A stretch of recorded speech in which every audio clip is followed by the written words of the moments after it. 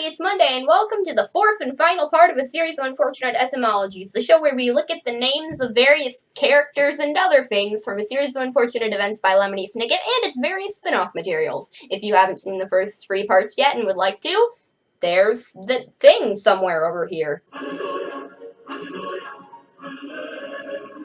Reminders, but you're not tired of hearing these yet. Spoilers for everything, including the books that have not been adapted by Netflix yet. I love mispronouncing things, and I also love overthinking things. Today we're going to be looking at ASOUE's spin-off series, All the Wrong Questions, and the characters and other things contained inside it. Let's start with the characters, and at least try and proceed in some sort of vaguely chronological order, and probably fail. I already covered the name of this series' protagonist in the first video. As for his chaperone, as Theodora Markson, there happens to be a famous author named David Markson, and considering that his works seem to be known for their unusual approach to narrative, it sounds like something Daniel Handler would have read. Theodora is the feminine version of Theodore, which comes from a Greek name which means gift of God, and I would be perfectly happy to talk about her first name as well, except I can't, because we don't know it. Honestly, one of the biggest disappointments for me in regards to All the Wrong Questions is that we never found out what the S stood for. Like, I want to know! Let's move on to Moxie Mallahan, a character who's probably supposed to be drawn as if she's a 1930s reporter, because she kind of is, but that I decided to draw wearing one of those nerdy sweaters with the diamonds on them and a hipster beanie, because aesthetic. Moxie is a word that you've probably heard before, which here means force of character, nerve, or determination, which is fitting since Moxie always kind of was the spunky one of the group, and she is the best character, and she and Lemony are the ultimate OTP hashtag fight me. Unfortunately, I could not find anything relevant for the last name Mallahan, so let's move on to Ellington Faint, the girl who wants to be as wonderful as Moxie Mallahan, but could never in a million years. In case you couldn't tell, I got some opinions regarding Ellington Faint, especially her treatment in the series ending. Dear God, the ending, do not get me started. There's a famous musician named Duke Ellington, and listening to music does seem to be Ellington's third favorite hobby, after drinking coffee, and being so irritating that I wanted to punch her in the face every single page she was on in the entire book, except for in the ending, when Lemony just straight up murdered her father because apparently he's into vigilante justice now for some reason out of nowhere.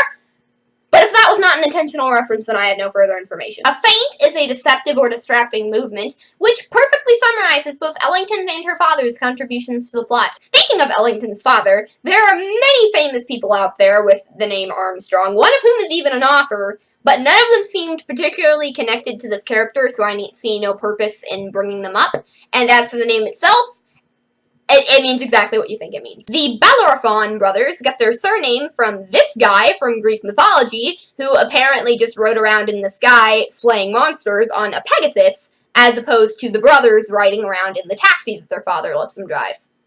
You know, before their father died, and Lemony decided to not inform them of that. Do you see why I hate the way the series ended yet? The brothers go by the nicknames Pip and Squeak because their real first names are very hard to pronounce and are likely a reference to Bovard et Pécuchet. That was a horrible pronunciation, I'm sure. I apologize to all French people everywhere. An unfinished satire by that guy. It sounds like a wonderful book that I think I would enjoy, despite the scathing reviews some critics have left it, such as, it requires a stubborn reader, one willing to suspend normal expectations and able to confront both repetitious effects and a vomitorium of predigested book learning. Dashiell Quirty is likely named after detective novelist Dashiell Hammett, and his last name is because the typewriters, and Moxie, and Lemony, and books, and VFD. Fun fact of the day, kids, Jake isn't just a name, it's a word that is in the English language and is in the dictionary. Like, the reason this amuses me so much is because in the musical Be More Chill, which is one of my favorite musicals, by the way, but that's a whole different thing, there's a character named Jake, and this word, like this definition, just fits his character so well. As for Jake as a name, it can either come from the name Jacob, which means the supplanter, as I discussed with Jacques Snicket in the first episode. Do you remember? Or it can be a variant of the name Jack, which is a diminutive of the name John, which means Yahweh is gracious. Strangely enough, there is a poet with the surname of Hicks, and his first name happens to be Harvey, which segues me nicely into talking about the Mitchum family, who were, in my opinion, quite possibly the funniest part of this entire book series. There is a brand of deodorant called Mitchum, which I find hilarious, considering that that's probably something that Stu Mitchum doesn't use. As for his first name, it obviously comes from the name Stuart, which used to be an occupational surname identifying you as a steward. As for his parents, Harvey is a British name meaning battle-worthy, and a man of this name ended up becoming the patron saint of the blind. Mimi is a diminutive of Maria, which comes from a Greek name, which comes from a Hebrew name that has no definitive meaning.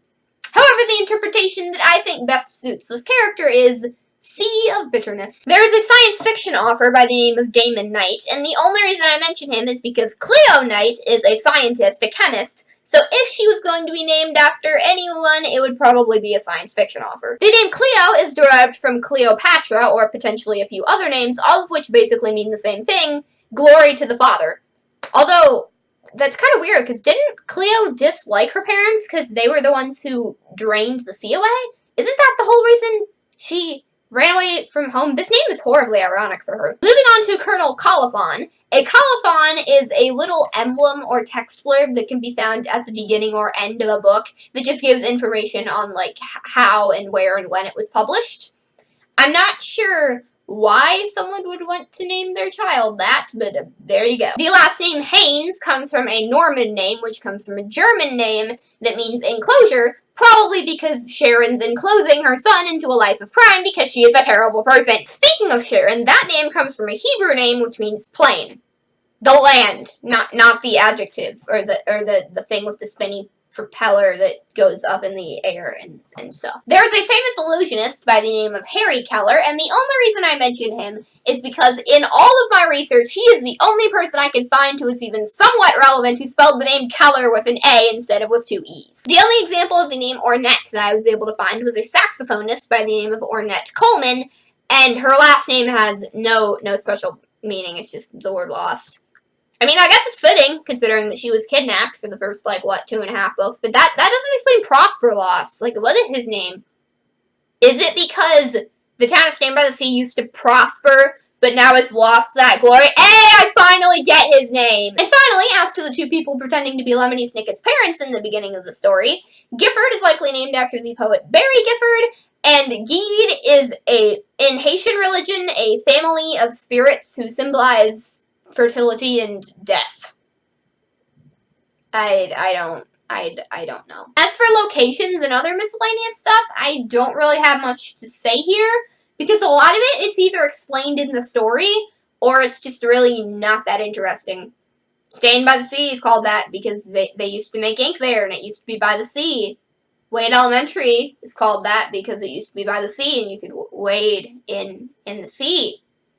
And the Cluster's Forest is called that because it's a giant cluster of seaweed. Although, interestingly enough, clusterous is not an actual word.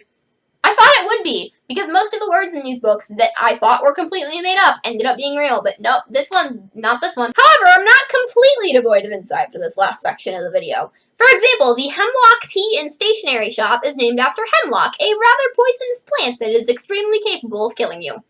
Fun fact, who could that be? At this hour, it was actually the first Lemony Snicket book I tried reading. I didn't even know it was connected to a series of unfortunate events at the time.